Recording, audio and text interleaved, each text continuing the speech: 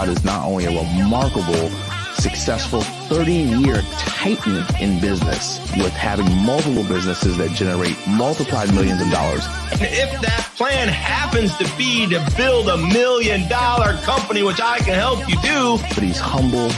He's a man of God. He's a family man. The world's news organizations are built on everything but positivity. He is an influential entrepreneur and business speaker for over 30 years. I've got to forecast. I've got to pronounce. I've got to project. I've got to share with you my ideas, my vision, my goals for not only myself, but for you. That's why he's came up with his incredible concept of taking and creating a platform for people that are wired differently. And you got to understand that your habits of your person and your habits of your business and your habits of your spirituality have to lead to the North Star of who you are. We need to figure out who we want to be in life.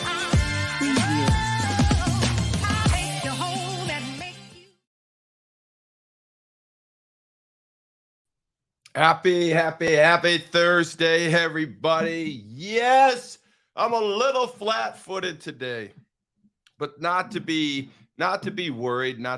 Thank you for all your viewers. Thank you for this week. What? Oh my gosh, what? I got to tell you, man, this last month and a half, from the Tiki Hut to Salem Media, the religious process, the religious broadcasting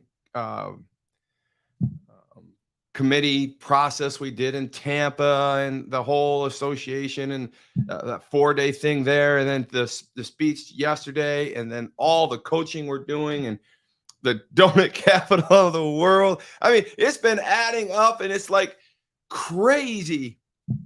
And I think that the pressure is starting to like subside a little bit, but I do think that all the things that I've got going on have got to be tempered a little. I'm going to be talking to, it's funny because I get a lot of phone calls, particularly from a man by the name of Jeff and several other people, a guy by the name of Joe. And they say, like, what is going on? Why so much? Why so much? Why so much?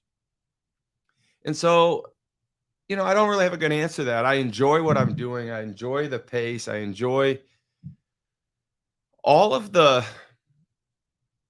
circumstances that come around being busy and actually being productive and helping other people. And yesterday I spoke to the Indiana Exchange of Homemakers Association. Now, a lot of you saw the pictures and have been commenting on them, and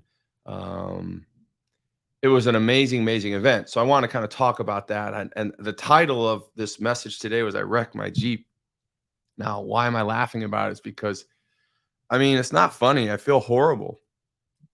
But I think that what's kind of building up here is that I just want to talk to you a little bit about why I wrecked my Jeep, why we wreck things in our life, why we do the things that we do, and why they happen the way they happen, So today I'm going to do that. I wrecked my damn Jeep yesterday at the end of the conference I was speaking at, which was amazing. I'm going to talk to you about the conference. I'm going to talk to you about what the conference meant to me. I'm going to tell you what it did to me in my heart and my soul, to really think about the other people in my life and how I'm going to challenge you. I'm going to tell you about the wreck. Actually, I'm going to tell you about 2 or 3 wrecks I've been in my life. And then we're going to talk about what you can do in your own life, in your own world, in your own business, in your own spiritual walk to avoid wrecks. And then more importantly, when you have a wreck, metaphorically, how to move through it. But today is Thursday.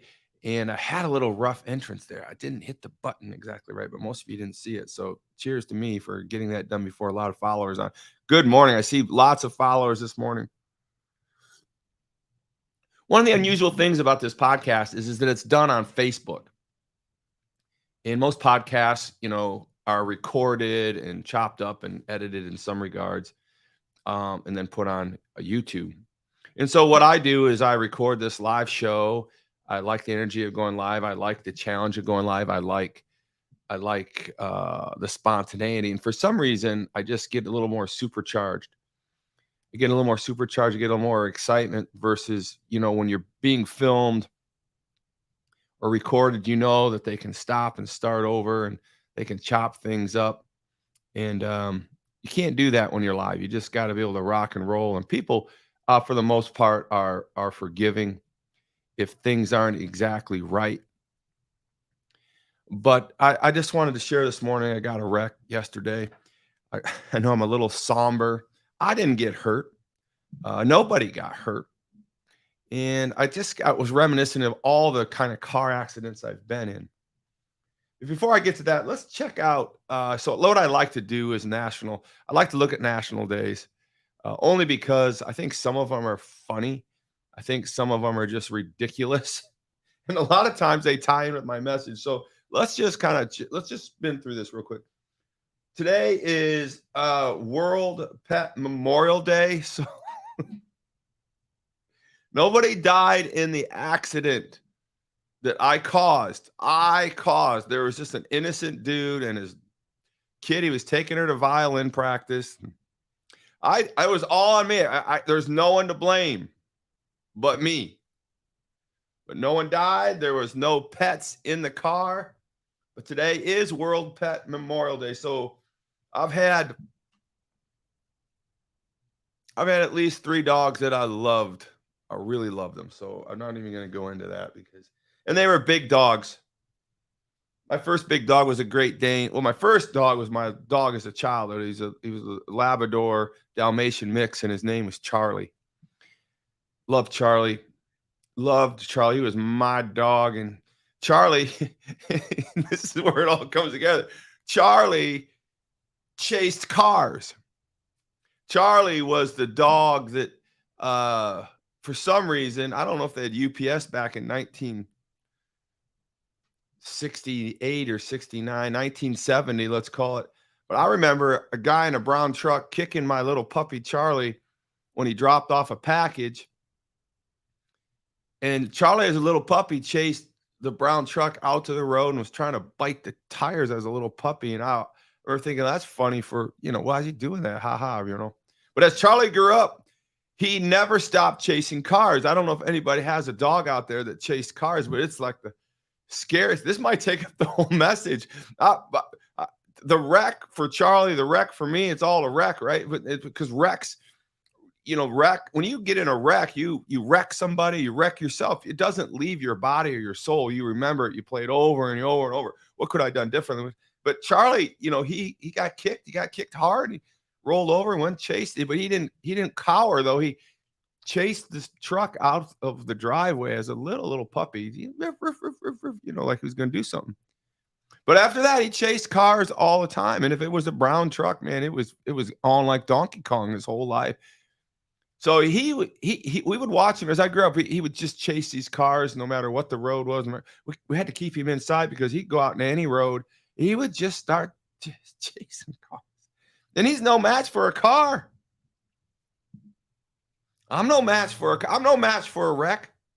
There's nothing you can do when you're in a wreck. You have no control. You're just like at the power of space, like motion's happening, time's happening. You think you have control at one moment, the next minute there's cars are spinning, time's happening. Your body's flying, stuff's in your dash is flying. Wrecks are traumatized. Well, Charlie, National Memorial Pet Days, to hear all this, Charlie chased cars till he died. He chased snowmobiles, he chased cars.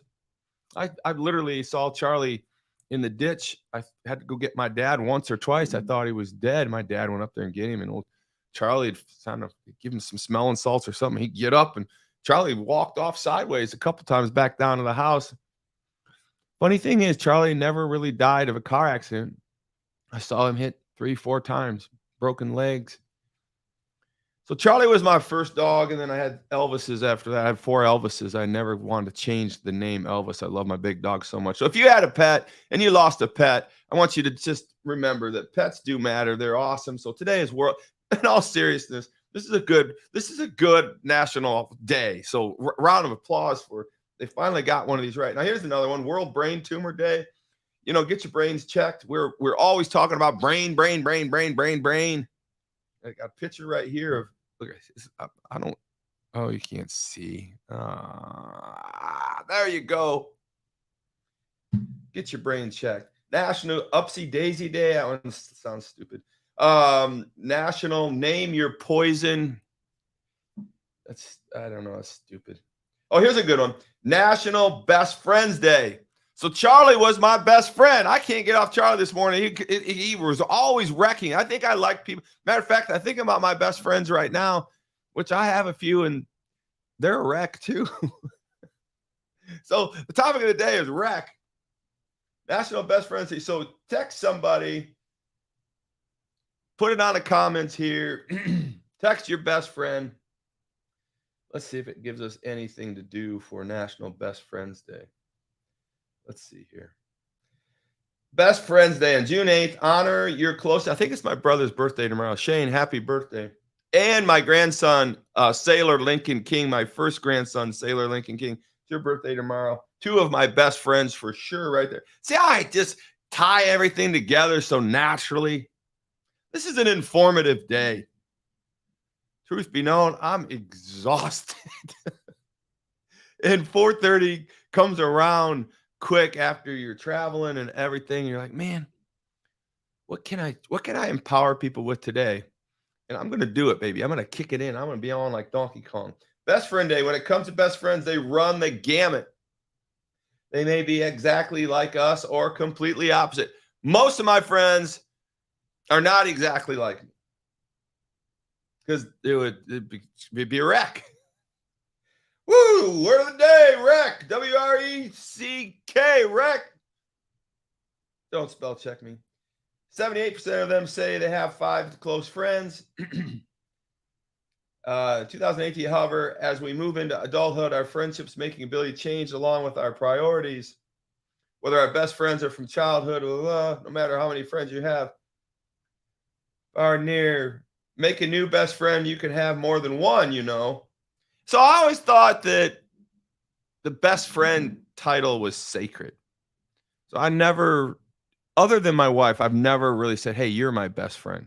How many of you are like that? How many do you like have best friends and then you tell them you're their best friend? Because I always was afraid that if I told someone I was their best friend and they didn't tell it back to me, I would feel like, well, that was stupid. I just wasted a BF card on somebody that's not going to reciprocate the same amount of equal love. I think that's a bad mistake. I think that you should just tell people that you're your friends. And if you want to tell them that you're best friend, just tell them. It doesn't matter if it comes back to you that way or not. At least they know where you stand. Now, here's the other thing. You can't be going around telling people that you're best friends with somebody that doesn't know that you're calling them your best friend. That's a no-no. So make sure, this is Best Friend Rules 101 from Todd Sailor, Wired Differently. Don't run around and start saying such and such. Oh yeah, I know him. He's you can maybe say my best friend, but you can't say we're best friends when someone doesn't acknowledge or know that you're best friends with them, because then it gets back to them. They're like, he said that we're best friends. Well, now the pressure is of what they think of you or what they don't think of you and how you're supposed to react to them when you don't have them in the top 10. I mean, I've had it happen where people on multiple occasions say it, and I'm not even aware of the last conversation I had with some of these people. So I just think that is a no-no on Best Friends Day. So make sure, this is ticky-tacky, but make sure that both sides of the equation understand that best friends are best friends. I have a lot of great friends. One of my best friends, first best friends ever, was my dog, Charlie, who was a wreck, right? But I would tell you right now, my wife is my best friend, bar none, hands down. So on National Best Friends Day, hello, babe. Good morning. I know you said it was too cold to get your walk on this morning, but it's okay. You're doing great. We're besties. We're BFFs. BFS. Best friends. Oh, yeah. BFFs. Best friends forever. And quite frankly, Tracy, you realize it's been 40 years now, well more than half of our life we've spent together as best friends. So what a great thing. But my life was a wreck yesterday. None of this nonsense. Let's get to the topic. Let's let it rip, potato chip. Let's get it on like Donkey Kong. Let's get some energy. Let's get some mojo, Todd. You have got to get it going. Let's see if we can do something here. Music bed. I hear the music. I get it going. My life was a wreck yesterday. It was awesome until I hit this dude with my big red Jeep. I ran into this guy so hard. It was bad. I mean, it was bad. It was a mess. I was sitting at a red light, minding my own damn business, when I decided that I needed to turn left. So I calmly put my cigar down, looked in my rearview mirror, and I saw nobody behind me. I looked behind me in the rearview mirror and saw nobody behind me. I only needed to back up like, I don't know, 8 feet, and I could have gotten over to the left-hand lane, hit the arrow, and I was off to see my good friend Chuck Goodrich at the golf course. Chuck Goodrich, by the way, is an amazing man running for U.S. Senator. I couldn't wait to see him. Now, I wasn't in any particular hurry, so I wasn't in haste for this wreck, but I literally clearly wasn't focused accurately. And so I backed up ever so gently to get over to one lane, which you should never do. I think if a cop was there, I probably got a ticket. I don't know. I'm telling on myself again. But listen, the truth is, I wrecked it. It was me. Heather, I know you're watching. I know a lot of people are watching. And again, I'm telling on myself. It was all me. And I want to take you through this. So as I backed up ever so gently, not really so gently, I feel this bang. And it continued. Well, you see, my Jeep sits up so high, right? And the car was so low. The rear sensor, since I didn't see the car behind me, and if I would have looked right and left, if I would have done that and cranked my head out the window and done all the proper driving maneuvers, do the basics in your business and your life. I mean, you cannot drop the fundamentals. That's basically what this is all about. Drop the fundamentals. I didn't look left. I didn't look right. I turned the mirror, but I didn't see. The car was so tiny and my Jeep back end was up and I put it in reverse and I didn't hear beep, beep, beep, beep or anything from my rear detector. So I went. Boom! I hit that little Toyota like nobody's business, and I went all the way up on his hood. Let me see if I can find a picture of that. I hit it pretty hard, man, and I'm embarrassed to tell you. I went all the way up on I hit it all the way up. Let's see here. All photos. It's not showing up. But I hit it pretty hard. And so as I felt it, I was like, oh, shoot, man. I'd look around. I still didn't see the car. And then I opened the door, and there it was. And so when I pulled forward, I got off the road, and I sat there, and I'm like, man. I got out right away. He was still sitting there. He had his daughter in the car, like a 17-year-old daughter, and she had her violin or something. It looked like they were going to violin school. And I really felt bad because she would look like she was scared. And so I said to him, man, I'm so sorry. All I could do in this amount of trauma, if you will, was, are you okay? I'm so sorry. I'm so sorry. His hood was mangled, man. My truck went right up on top of his hood. He was underneath my rear bumper. Didn't do anything to my Jeep because I got that big metal bumper on, but it went up and under, and I went up and over. Man, He got out and he was bristled up and he was like, "What are you doing?" I'm like, "I don't know what I'm doing. I'm sorry. How many times can I tell you I'm sorry? I just like I feel awful. I'm a larger man and you just can't walk up on somebody and like you screw up like that and they get out and they want to fight and I don't want to fight. All I want to do is apologize." I was like, "I don't want to fight. I don't, I'm listening. I'm a lover, not a fighter, man. And I screwed up." I'm like, "I hope you can forgive me. I hope you can forgive me. But here, let me make this right. I promise you." And so I said, "Here's my driver's license. Take a picture of it. Click, click, click. Here's my phone number. Click, click, click. I promise you, man. I promise you this car will be put back together in the fastest amount of time ever. It's a nice car. I'm so sorry." "Well, what are you doing?" I'm like, "Listen, man.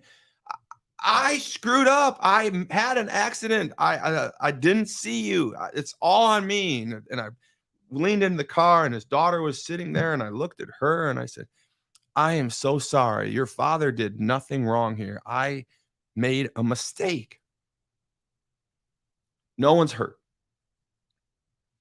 Finally, as things kind of wrangled up around, he pulled back over, and I was pulled by the side of the road, and I click, click, click. He click, click, clicked, and we got phone numbers and put my arm around him. I said, "Sir, man, it's going to be all right. And this is all on me. I'm going to make it very fast. I'm going to make it very quick." And he calmed down and he looked at me and he said, "I understand. I understand. Things happen." I mean, we went from a full on fist fight, boil up, not me, him, to now he's understanding. And finally we get done and we swap things. And then I'm done. And he comes back from his car while I'm sitting alongside the road. And he says, knocks on my window. And he says, "Hey, can I have one more thing? One more thing." And I said, you can look me up, toddsaylor.com. You can find me. You're not going to have any problems, you know, any type of defense or offense on this is I'm not a guy that's going to run out on you. He goes, "I understand." He goes, "Well, I just wanted to get this last number and this or that." And I said, "No, it's good." I got back out. I put my arm on him. I said, "Man, man, I can only apologize. I feel awful." And he looked at me finally after this roughly 20-minute in exchange, and he put his arm back on me and he said, "Thank you." And I was just like stunned. I didn't ask him why. I just kind of said, "Okay, I understand. Well, thank you."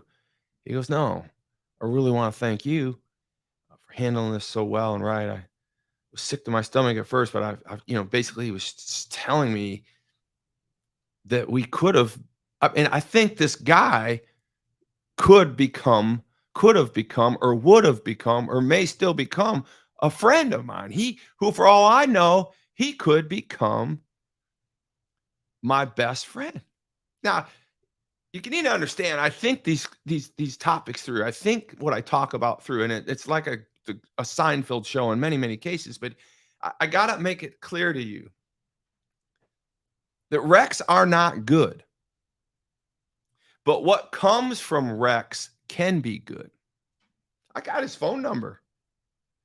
I don't know. I mean, we're communicating now. I literally got him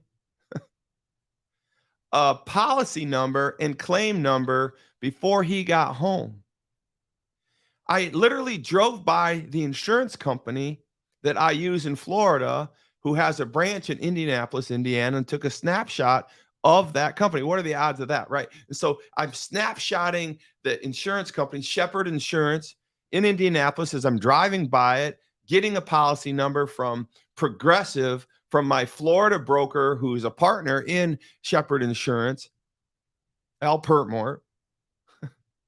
And this man who wanted to fight me, for all I know, is going to become my best friend on World Best Friend Day. I don't know. I don't eliminate people from my walk or my space or my life. I'm not going to run around. He's not taking my wife's spot, so don't worry about that, Mr. Car wreck person. But I'm going to fix your car. I'm going to tell you I'm sorry, and I am going to put you first in my life. For a while anyways, because I owe that to him. He went from a virtual potential enemy to now a friend.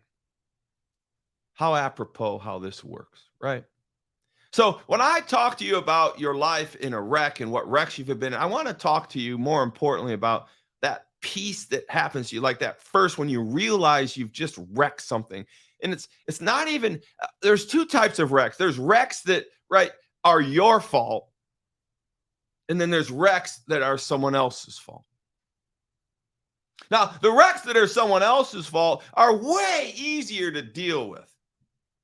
I mean, I would rather be, I'd rather be hit by somebody than me hit somebody. Right? I've been, okay, so yesterday I was hit. I hit him hard. I wrecked his car. I ruined his, you go back to you can see I'll post, whatever, you can see the cover of the show today and it shows his hood. I rolled right up on top of him, man. It's funny, but not really because, it's on me. So there's two types of wrecks. There's the wreck that you wreck somebody or they wreck you. I would rather have them wreck me all day long. I just don't want to wreck people. It's not my job. My job is to fix people. I've been involved in hideous wrecks where people have died and almost killed me. Right? Wrecks just happen. And so here's the thing with a wreck, and here's what I want to kind of leave you with today. I want to talk to you a little bit about is we got about 4 minutes here, and I want to bring you up to speed that it's not like, I want you to understand, it's not that there's two types of wrecks. And it's not that you're not going to be in a wreck one day. It's that when you're going to be in a wreck. And it doesn't have to be a car. It can be a motorcycle. It can be a bike. It can be an offensive to a friend. It can be something that you've damaged somebody, and it's not good. Whenever you hit somebody with a car, it's not good. When you hit somebody with a fist, it's awful. When you hit somebody with slander, it's awful. When you hit somebody, because I really want to focus on the wreck that's my fault, and that's what we're talking about right here, and how we can resolve those things and how we deal with it within our soul. When you hit somebody with bad words, that's a wreck. When you hit somebody with your truck, that's a wreck. When you hit somebody with your hand or your fist or a tool of any sort, that's a wreck. When you damage people and it's your fault, that's a damn wreck. So the first thing I want you to understand about that is don't do it. Don't be in a position like I was in my car and decide that my left-hand turn was more important than everybody else on the road. Even though I thought it was safe and clear, I wasn't clearly focused. I wasn't clearly in tune with everybody around me, right? Too much was going on in my mind, and I was behind in schedule, and I thought I could take a little shortcut. That is an awful, awful prospect for a wreck. I hit him. It's on me. I want you to understand that the wreck is a metaphor for the things that we do in life that are our fault. A wreck that someone has hit you is a little bit different type of wreck. It's still a wreck, and pain is pain. But I want to focus on how we handle it. So here, I want to just walk through the steps here real quick. I hit him. It was my fault. I went to him. I apologized obtusely. I didn't look for a way out. I didn't say, listen, you dumb, why were you so close to my car? Why are you driving such a little car? Why didn't you honk? Why aren't you paying attention? You can't throw a wreck on somebody else. Even if it's not your fault, you just have to move through the wreck. The metaphor here is when you start wrecking people with words and slander and tough talk and even private talks with other people, you're wrecking people. Don't wreck people. There's no point in wrecking people. There's no point of being on the offensive and talking about other people. Don't wreck them. Don't run over them with your Jeep. Don't run over them with your words. Don't run over them with anything. There's just no winning in that situation. Even and I've done this. Don't go to somebody and say, don't tell anybody. But you just wreck somebody. Right? Now, when you do wreck somebody, like I wreck somebody, when you wreck somebody with the don't tell anybody, and it gets back that you said something, then you got to say a lie, this or that. And it's a never ending thing. You got to go right up to that person and say, you know what? I'm sorry I wrecked you. I'm sorry I wrecked you. I'm sorry I said what I said. I got a little carried away. Wasn't quite exactly how I got back to you from 4 different people. But at the end of the day, I did wreck you a little bit. And it wasn't meant to do this or that. Or if it was, you say you're sorry for that. But at the end of the day, you've got to go back to that person. You got to get out of your damn Jeep and you got to go over and you say, I'm sorry. It's on me. This is all me. I'm going to do better. Right? I learned that from the Homemakers Association, the Indiana Exchange of Homemakers Associations. Not that I didn't know it, but this is hundreds and hundreds, 300 people there all talking about how to help others, how to unwreck what this country has done for so many people, giving up their time and their talents. Go to that person, apologize. You unwreck the wreck by apologizing. You unwreck the wreck by doing the right thing. You unwreck the wreck that you created. You can unwreck a wreck by apologizing. You can unwreck a wreck by caring. You're not that you're never going to have a wreck. It's just when you're going to have a wreck. And it's going to be your fault. Don't isolate yourself from the situation. Figure out how that wreck can help maybe create a friend. Think about how that wreck can spread something like the words, the positive words of the gospel and God and ask for forgiveness. Take that step forward to go to somebody and say, I wrecked you. I'm so sorry. And sometimes I would even tell you it's better to go to that person before they find out that you wrecked them and say, you know what? The other day I wrecked you a little bit. You don't use the word wreck, but you know what I'm saying. I wrecked you and I want to apologize to you. I was out of line. Will you forgive me? Sir, will you forgive me for running over your car with your little daughter and your teenage daughter in the car? Young lady, will you forgive me for not quite paying attention just properly and running over your dad's brand new hood? Will you? Because I wrecked you. I wrecked the situation. I can only unwreck a wreck by asking for forgiveness. I can only unwreck a wreck by putting myself in a space of humility. I can only unwreck myself from a wreck if I just say, I'm sorry, and pay the price of the wreck. I think this was a great show. I think we worked into some things. Don't think about a wreck right away as the end of the world, but a wreck can be unwrecked. And maybe you can even pull a bestie out of it, a best friend moment. All right, guys, thank you for the show this morning. Thank you for everything you're doing. I want you to think about that wreck that you've been in. I want you to think about how you handle it. I want you to think about how you're going to handle the next wreck in your life, whether it's a car, words, abuse of mindset, of the way you've handled your children, the way you've handled your friends or your partners, or if it was even a wreck in a vehicle like I had. Wrecks happen, but only you can unwreck a wreck. So that's what I got for you, man. Unwreck that wreck. Let's get out there and make something happen today.